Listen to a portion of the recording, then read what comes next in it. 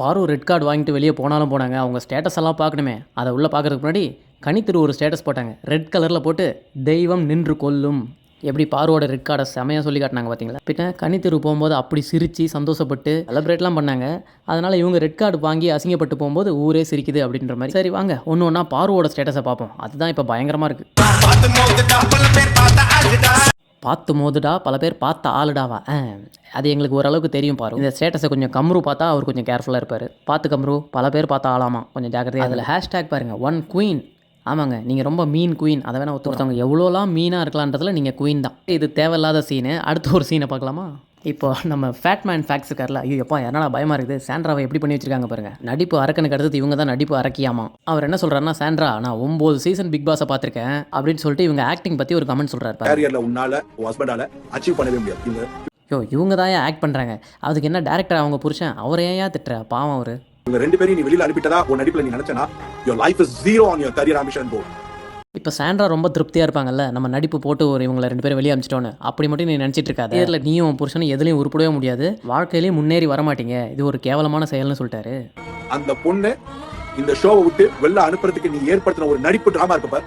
அந்த ட்ராமான்னு நீ சொன்னதெல்லாம் கண்டிப்பாக ஒரு ட்ராமா தான். இதனால் எனக்கு எத்தனை கெட்ட பேர் வந்தாலும் பரவாயில்ல, எனக்கு தெரியும் அது ட்ராமா தான் அப்படின்னு சொல்கிறாரு. இந்த ஒத்துக்கிற ஒரு நிலை வந்தாலும் எனக்கு அது போதும் சார். நான் ஒத்துக்கிறேன் சார், அது நானே. சாண்ட்ராவோட அந்த ட்ராமாலாம் ட்ராமான்றது எனக்கு முன்னாடியே தெரியும் சார். மொத்தமாக எல்லாமே இல்லைனாலும் சிலது கண்டிப்பாக ட்ராமா தான். அதுக்கப்புறம் பாருவோட பிஆர் டீம்ஸ்லாம் போடுவாங்கல்ல, அதை எடுத்து போடுறாங்க. நோ பாரு no Bigg Boss season 9 the absolute show stealer பார்வதியாம். இதை நாங்களே ஒத்துக்கிறோம். அந்த கண்டென்ட்னு பயங்கரமாக கொடுத்தது நீங்கள் தான். பின்ன ஒரு சீரியல் பயங்கரமாக ஓடும், ஏன் அதில் வில்லியும் வில்லனும் பயங்கரமாக இருக்கிறதுனால. அந்த மாதிரி தான் இதுவும். எல்லாத்துக்கும் மேலே கருமான்னு ஒன்று இருக்குது, அது சீக்கிரமாக ஹிட் பண்ணும். You go girl. அந்த டைட்டில் டிஆர்பி எல்லாம் நீங்கள் போட்ட பிச்சை. அவன் வாங்கின காசுக்கு மேலே கூவுறவன். டேய் இது போட்ட பிச்சன்லாம் சொல்லாதீங்கடா, அதுவே ஒரு எச்ச. அப்புறம் இந்த சீசனோட ரியல் கேமரா நமக்கு தான் தெரியும், அது ஒரு ரியல் டோமர்னு. இதை தாங்க நிறையா போடுறாங்க. அவங்களுக்கு ஐயில் இன்ஜுரி ஆகும்போது யாருமே கேட்கவே இல்லை, இந்த மாதிரிலாம் ரெட் கார்டு கொடுக்கவே இல்லை. சேனலும் ஹோஸ்ட்டும் நல்லா பார்வை யூஸ் பண்ணிக்கிட்டாங்க. 90 நாள் நல்லா டிஆர்பியை வச்சு சம்பாரிச்சிட்டு முடிஞ்சதுக்கப்புறம் வீட்டுக்கு வெளியே அமிச்சிட்டாங்க ரெட் கார்டு கொடுத்து. எல்லாருக்குமே தெரியும் சபரி தெரியாமல் தான் அந்த கண்ணில் இடிச்சாருன்றது. ஆனால் அதுக்கப்புறம் போய் கையை வச்சு தள்ளி விட்டார்ல, அது கொஞ்சம் வேணும்னே பண்ணார் தான். அதை போய் வேற சாண்ட்ரா கிட்ட உட்காந்துட்டு நான் வேணும்னா தான் பண்ணன்னு வேற சொல்லிட்டாரா. அப்போ விக்ரம வந்து நீ கழுத்தில் ஏறி மிதிச்சிருக்கணும்னு சொல்லியிருப்பாரு. சபரி பண்ணது கொஞ்சம் கம்மி தான்னாலும் அதை சொன்னது தான் இப்போ பயங்கரமாக ஸ்ப்ரெட் ஆகிட்டு இருக்கு, வைரல் ஆக்கிட்டு இருக்காங்க. வேற இன்னொன்று கூவி இருக்குது பாருங்க, பாரு இல்லைனா பிக் பாஸ் சீசன் 9 இல்லை.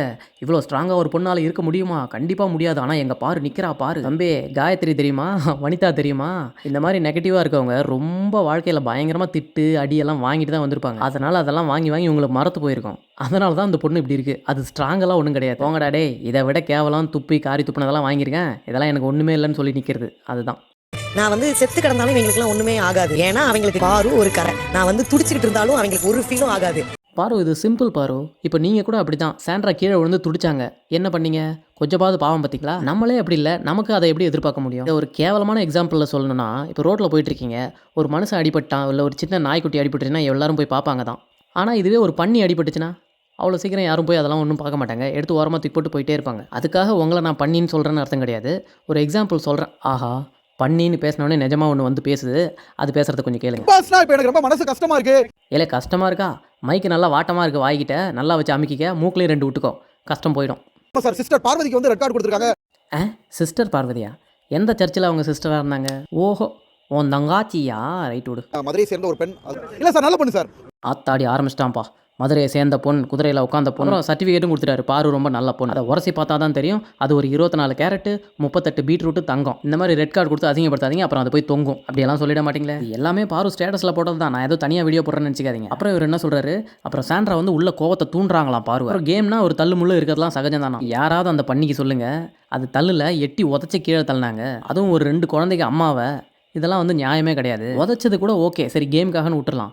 அதுக்கப்புறம் ஒன்று பண்ணாங்க பாருங்க, கொஞ்சம் கூட மனசாட்சியே இல்லாமல் மெடிக்கல் இருக்குது, அப்புறம் கீழே விழுந்ததுக்கு ஓவராக ஆக்டிங் பண்ணுறாங்க அப்படின்னு சொல்லி சிரிச்சுக்கிட்டு இருந்தது. இதெல்லாம் தாங்க ரொம்ப ரெட் கார்டு கொடுக்க காரணமாச்சு. அப்புறம் என்ன சொல்கிறாருன்னா, சாண்ட்ரா உள்ள அவங்கள பார்வை நல்லா யூஸ் பண்ணிக்கிட்டாங்களாம். சபரிக்கும் பார்வைக்குலாம் கூட தள்ளுமுள்ளு நடந்தது. அதெல்லாம் கேம்னா இதுவும் கேம். சாண்ட்ரா பார்வை எங்கேயா யூஸ் பண்ணாங்க, பார்வை கரெக்டாக யூஸ் பண்ண ஒரே ஆள் கம்ரு தான். அப்புறம் இவர் மதுரையை சேர்ந்த பொண்ணு, ரொம்ப நல்ல பொண்ணு.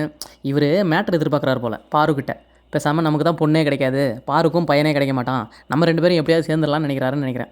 ஜோடி போட தான் ட்ரை பண்ணுறாரு. அவர் உள்ளே ட்ரை பண்ணார். பாருக்கும் தெரியும். இது தெரியாமல் ஸ்டேட்டஸில் வச்சுட்டு தெரியுது இந்த பாரு. அப்புறம் you are the show, without you the show is zero. சிம்பத்திக்காக அவங்க அழுவே இல்லை, அப்படியே நல்லா தைரியமாக நின்றுட்டு வாக் அவுட் பண்ணாங்க. அவங்க ரொம்ப கஷ்டப்பட்டு அழுவ ட்ரை பண்ணாங்க, அழுக வரல. அதெல்லாம் நீங்கள் யாரும் பார்க்கல போல. எங்கள் சேனல்லே எல்லாத்தையும் புட்டு வீடியோ போட்டு வச்சிருக்கோம், போய் பார்த்துக்கோங்க. அதாவது கேவலமாக விளையாண்டு ஷோக்கு டிஆர்பி வந்துட்டு அவங்க தான் ஹீரோவாமா. விஜய் பார்வதி போட்ட பிச்சை. அப்புறம் டைட்டில் வந்து விஜய் பார்வதி போட்ட பிச்சையாம். அதை தான் உட்காந்து சொல்லிட்டு இருக்குது இந்த எச்சை. ஏய் மூதேவி, அது ஒன்றும் பணத்தை எடுத்துக்கிட்டு வெளியே போல, இல்லை எனக்கு இந்த ஷோவே வேணான்னு அது வெளியே போல. மூதேவி ரொம்ப கேவலமாக விளையாடுற, ரூத்லெஸ்ஸாக இருக்கிற, இதெல்லாம் இதுக்கு மேலே பொறுத்துக்க முடியாதுன்னு ரெட் கார்டு கொடுத்து வெளியே துரத்தி விட்டுருக்காங்க. நம்ம அவங்க ஷோ வேணான்னு வெளியே போய் விட்டு கொடுத்துட்டு போன மாதிரியும் என்னடா பேசுகிறீங்க. அப்புறம் பாரு அடிபட்டு உட்காரும்போது சபரியை எல்லாரும் பாராட்டிட்டு இருந்தாங்களாம். அந்த சொசைட்டியை நான் மறக்க மாட்டேன் அப்படின்னு சொல்லி இதுக்கு ரெட் கார்டு கொடுக்கணும்னு சொல்லிட்டு இருக்காங்க. அவருவே உள்ள பயங்கரமாக சபரி கூட க்ளோஸாக தான் இருந்தது. இன்னும் சொல்ல போனால் சபரி எட்டி உதச்சிருக்காரு, தள்ளி விட்டுருக்காரு. ஆனாலும் அதுக்கப்புறம் க்ளோஸாக தான் ஒரு சீனில் பீன் பேக் ட்ரெஸ் மாதிரி போட்டு வந்துட்டு சபரிக்கு ப்ரொப்போஸ் கூட பண்ணாங்க. இதெல்லாம் என்னடா சொல்ல வரீங்க? அந்த வீடியோவும் நம்ம சேனலில் இருக்குது, போய் வேணா பார்த்துக்கோங்க. ரெட் கார்டெலாம் உங்கள் ஒருத்த ஒன்றும் ப்ரூவ் பண்ணாது. நீங்கள் வாக் அவுட் பண்ணீங்க, டிக்னிட்டி கரேஜோட ட்ரூத்தாக வாக் பண்ணிக்கலாம். இது உங்களுக்கு எண்டே கிடையாது. இதுக்கெல்லாம் நீங்கள் ப்ரூவ் பண்ணிட்டு இருக்காதீங்க, உங்களுக்கு இன்னும் பெருசாக ஏதோ காத்துட்ருக்குன்னு. இன்னும் ஒரு ஸ்க்ரீன்ஷாட் கூட பரவிட்டுருக்கு. பிஆர் டீம் வந்து இது ரொம்ப அசிங்கமாக இருக்குது, இதுக்கு இன்னும் 2 லட்சம் எக்ஸ்ட்ரா சார்ஜ் பண்ணுங்கலாம் சொல்லியிருக்காங்க. அந்த கான்வர்சேஷனை கூட பாருங்களேன்.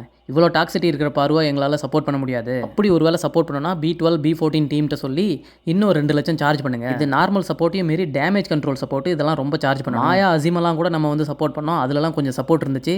இது ரொம்ப கஷ்டம் அப்படின்னு சொல்லி நான் பாரு இதெல்லாம் கொஞ்சம் ஸ்டேட்டஸில் வச்சிருக்கலாமே. இது அவங்க வச்ச ஸ்டேட்டஸ் இல்லை, இது நம்மளோட ஸ்டேட்டஸ்.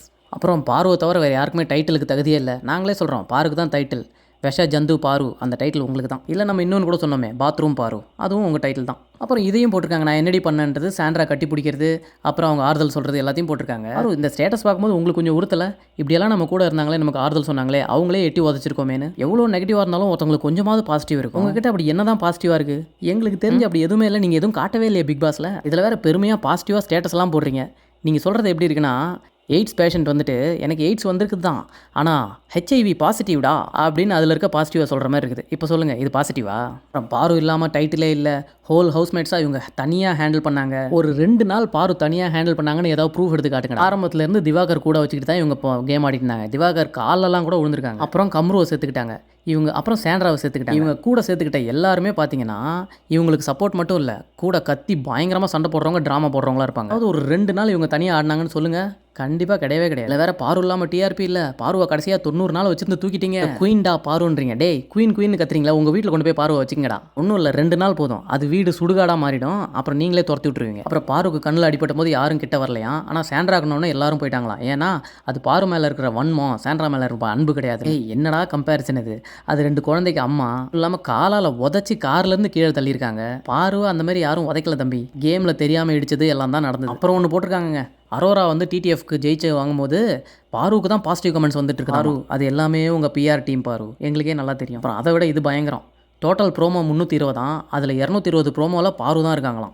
ஆமாடா, நெகட்டிவாக வில்லனிசமாக இருக்கிறவங்க தான்டா ப்ரோமோவில் வருவாங்க. மேய்ச்சது எருமை, இதில் என்னடா பெருமை? நீங்கள் 1000 பேரை ரோட்டில் கூட்டு போங்க, எமன் எருமையில் வந்தானா அதைத்தானடா முதல்ல பார்ப்பாங்க எல்லாரும். அப்புறம் நீ சிம்பத்திக்காக அழுதுலாம் வெளியே வரல, நீ பெரிய தப்பு பண்ணிட்டேன்னு தெரியும், இருந்தாலும் ஹோஸ்ட்டும் அந்த கண்டஸ்டன்ஸும் நடந்துக்கிட்டது சுத்தமாக கரெக்ட் இல்லை தம்பி. இந்த ஒரு தப்பு மட்டும் இல்லை, இதுக்கு முன்னாடி நிறைய பண்ணியிருக்காங்க, எல்லாம் கலெக்டிவாக சேர்த்து வச்சதுக்கான எஃபெக்ட் தான் அது. அவ்வளோதாங்க, இதுதான் இப்போ ஸ்டேட்டஸாக வச்சுருக்காங்க அவங்க. இந்த பிஆர் டீமோட சேட்டை படிச்சிங்களா? படிக்கலாம் இங்கே படிச்சுக்கோ. வீடியோ பிடிச்சிருந்தா லைக் அண்ட் ஹைப் பண்ணிடுங்க. இன்னும் பாருவும் கம்ருவும் மிஸ் பண்ணிங்கன்னா கமெண்ட்டில் சொல்லுங்கள். தேங்க்யூ.